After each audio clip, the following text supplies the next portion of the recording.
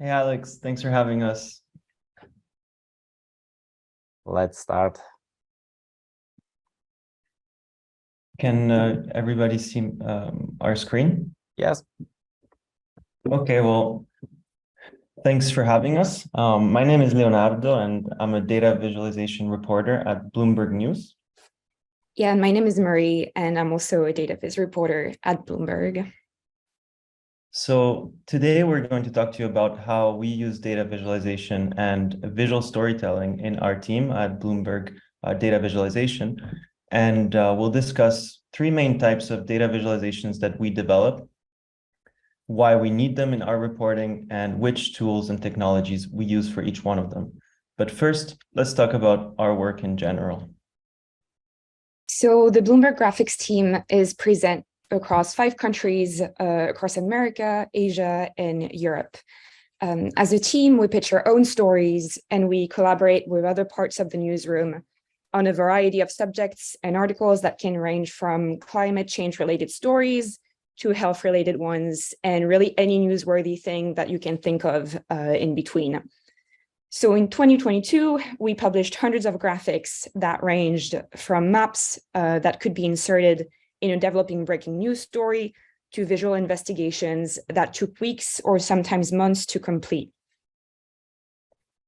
So in general, the world of data journalism is extremely dynamic and has changed a lot in the past few years and continues to change today. In the past couple of years, we saw change in the data that we use, the tools that we use, and also the audience that we tell stories to. So the old days when data was really small and tabular most of the time, those days are gone. And now we deal on a regular basis with data that is unstructured. In many instances, we have to build our own data sets from scratch. We deal with data that is big and data that sometimes is also updated frequently, even in real time.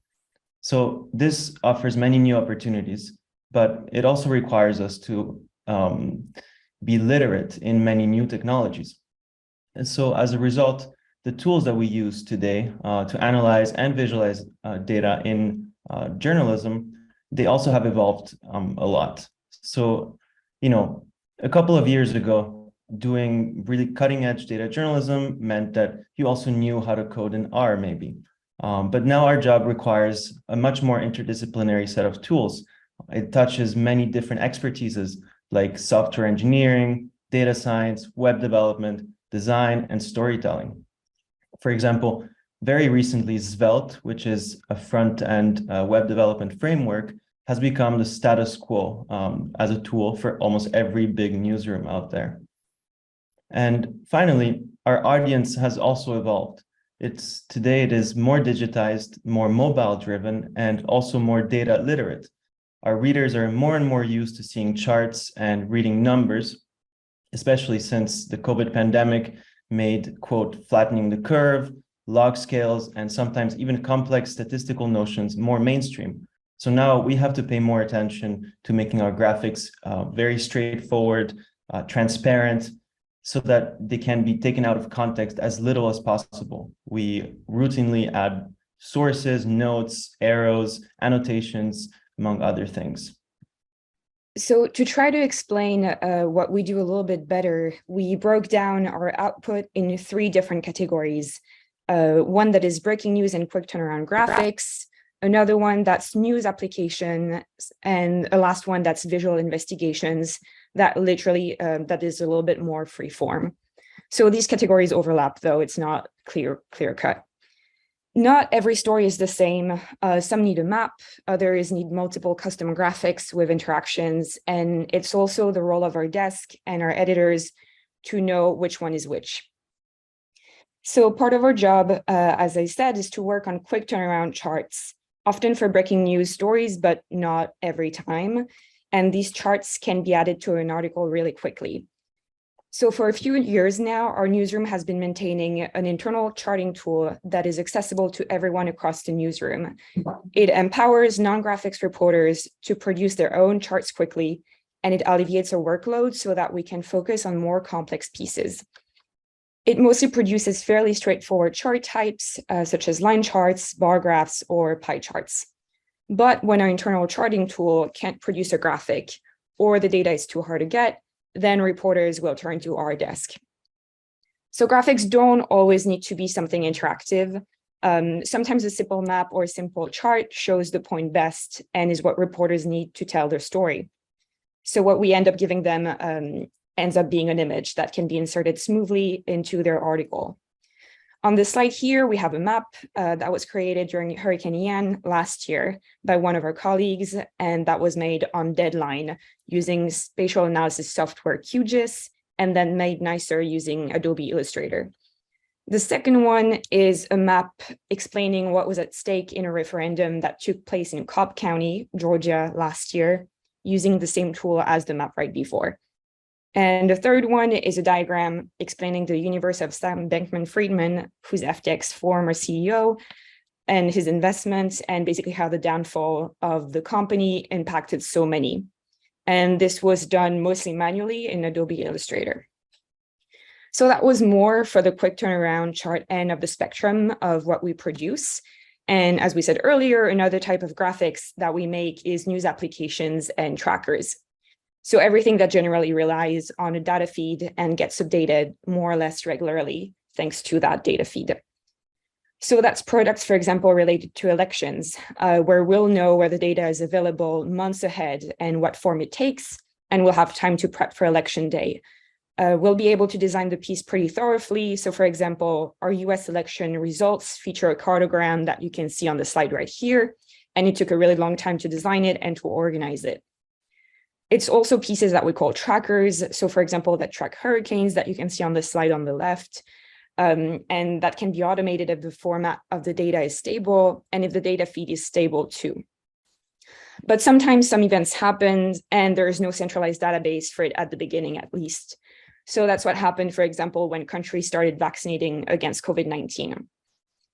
Our COVID vaccine tracker was a massive endeavor for our newsroom in 2020, mobilizing dozens of journalists, and it has been retired for a few months now, but it really went on for a couple of years. So at the beginning, before being able to automate data retrieval and data processing, and because we wanted to have a piece that would be relevant in as many different countries as possible, our journalists across the newsroom gathered data for all the countries that they could find data for. And you can basically see the sheer size of the endeavor by looking at the size of the byline that we put on this slide on the right. The data was often in pretty horrendous formats, such as PDFs that were posted on Twitter, that were posted on Facebook groups of Ministry of Health for each country.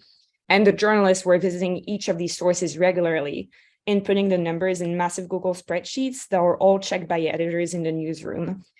The tracker was a really useful piece of content for our readers worldwide who could keep coming back to it again and again as vaccination campaigns were evolving.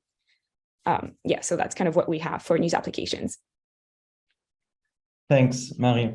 So the third way in which we use data visualizations is for what we call visual investigations. Essentially, these are longer-term projects that dive deep into a topic or an event, and that often leverage highly customized visuals to tell the story. So on the next few slides, you can see some examples of visual investigations that we did recently. For example, this story on the role of online gambling in enabling increased lobbying tendencies in the UK. This story on how the streaming platform Twitch enables child predators to find and exploit kids in real time. Or this story about how synthetic opioids are responsible for the most recent and most fatal phase of the opioid epidemic in the United States. You may have noticed that each of these stories tend to use visualizations that are more complex, creative, or more exploratory. This is because, unlike breaking news graphics, the goal of visual investigations is not to get to the point quickly, but instead it is to tell a story in a way that may emotionally stimulate the reader or present them with a new perspective on it. Or finally, to call their attention to something that may not have been on their radar. So, while breaking news stories create temporal urgency by presenting new information as soon as it becomes available, visual investigations actually create societal urgency by illustrating complex phenomena that can potentially have large-scale impact for many people. So, for example, in this recent article about fentanyl, which is a new synthetic opioid that is responsible for a massive increase in opioid deaths across the United States, we told a story about an issue that, frankly, it isn't new. But, people know that opioids kill ruthlessly. But why has the scale of this problem grown in recent years? Why should we be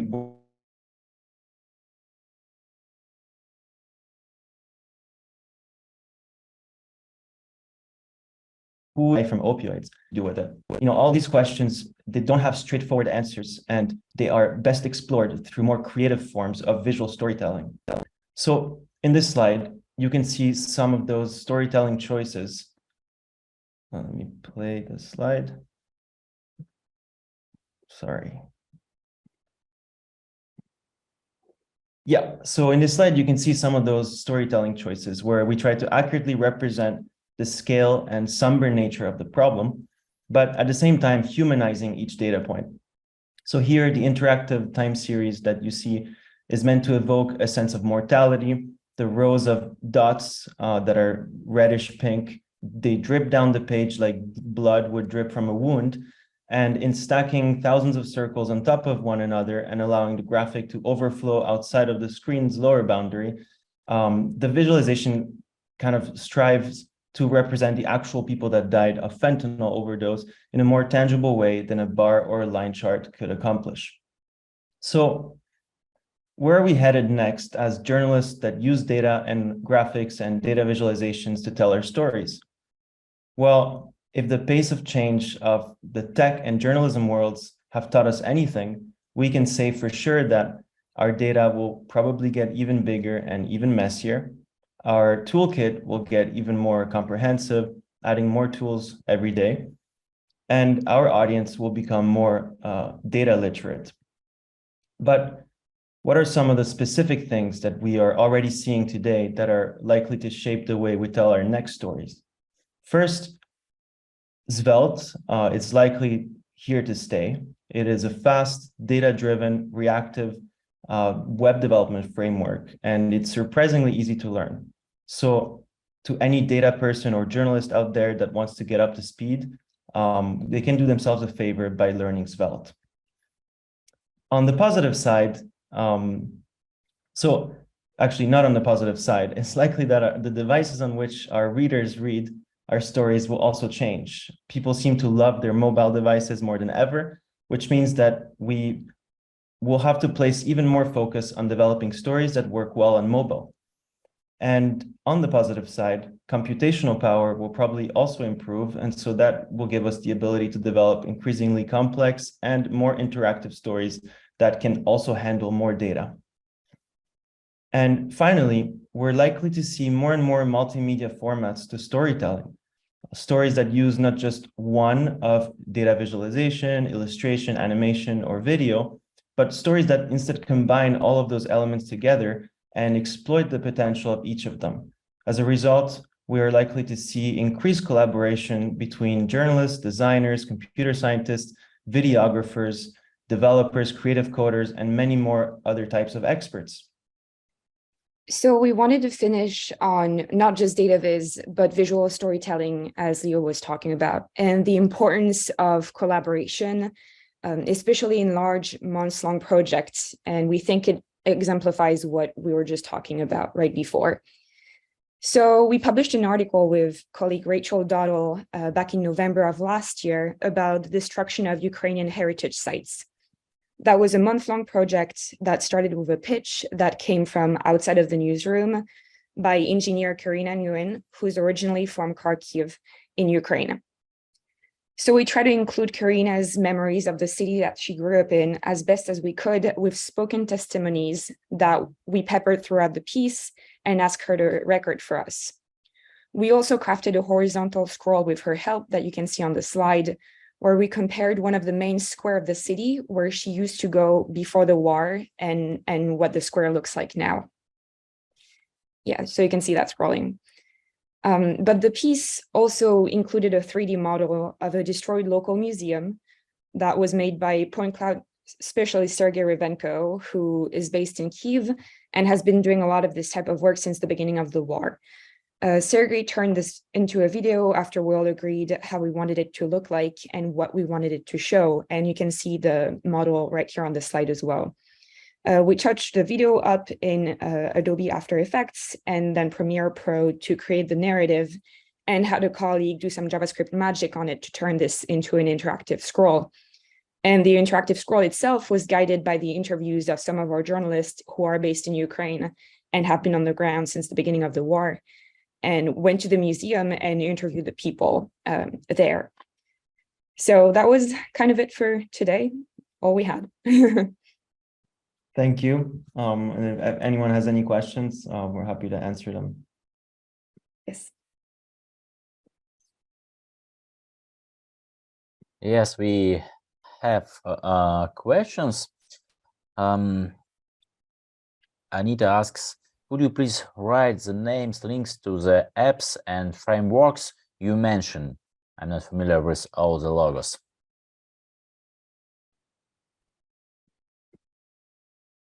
I think we could probably do that in the chat. Yeah. Yeah. Yeah. Leo, do you want to tackle or? Sure. Yeah, I can answer it on the Q&A, right, Alex? Yes, I'm reading. So Q&A and chat, and I have a question from Ariane. Could you please share any advice or personal experience on learning all those new tools that are relevant to data journalism? Marie, do you want to answer this one? Sure, I can do that. I mean, I think there's definitely a steep learning curve, especially if you're not familiar with, for example, like JavaScript and you're trying to learn Svelte. But I think that the important thing overall, and Leo will probably agree with that, is to be able to ask for help. So like you're rarely the only person on your newsroom, like graphics or data journalism desk, and there will probably always be someone who knows the tool that you're trying to learn better than you. So it's kind of important to be able to just like go ahead and ask people around you, or even ask in Slack channels of people who do the same type of job that you do, et cetera, et cetera. Like, I think, at least to me, that's the most important part of trying to learn things. Maybe I'll rephrase this question. Today we discussed with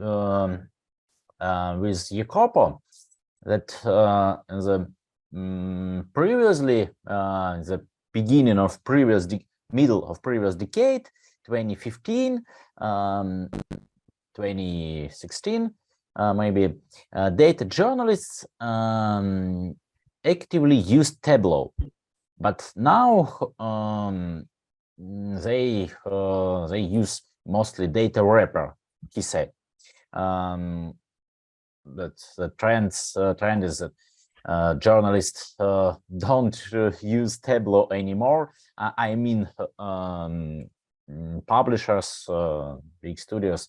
What is your opinion, and what is your primary tool, maybe favorite tool? Because you mentioned broad technologies like stack, which is maybe, I think, not affordable for a single person. So the question is, so I think in general, every newsroom is basically a little bit different. So they need to have very custom graphics, and the more you want to be creative, the more we tend to move towards open source technologies. So things like Tableau, they're really useful, but they have limits as to like where you can use those graphics and how you can use them. So there's really no way around it. If you want to work in journalism, then you need to know a little bit of coding, a little bit of JavaScript, a little bit of HTML. We mentioned a really nice kind of framework. It's called Svelte. It's actually not very hard to learn, much easier than what people used to learn many years ago. So it's open source technologies at the end of the day, and things that don't really tie you to a company or some sort of technology that then you're stuck with. And that's the main thing that I think. Yeah. Okay, so if you want to be unique, you need to use unique technology stack and customize it. How do you think will recent AI developments impact data journalism? Yeah, that's a great question. Do I even have an answer for that? I don't know. Yeah, I'm not sure. I mean, I feel like it will have an impact for journalism generally as a field, just because like it makes, for example, hoaxes or like fake like things or fake images or things like that so much more easy to fabricate. So I think generally it's a thing that we have to be aware of. I mean, honestly, also, there's one thing that I particularly appreciate in all the recent AI developments. For example, with ChatGPT, it's that it's so much easier to learn like how to program to some extent, because like you can ask ChatGPT to like make a function for you, like a JavaScript function to do something specific.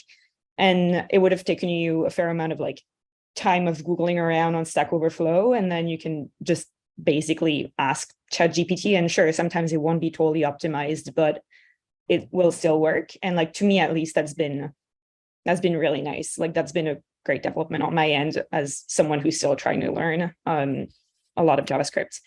Yeah, I don't know if Leo has things to complete it, but that's my personal take.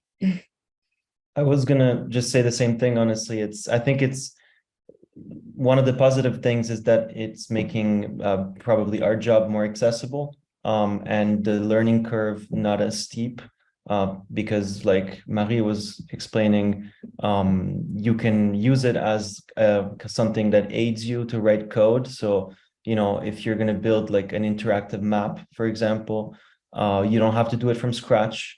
You can, sure, there are examples online, but you can also now ask ChatGPT to write you like a basic interactive map in D3.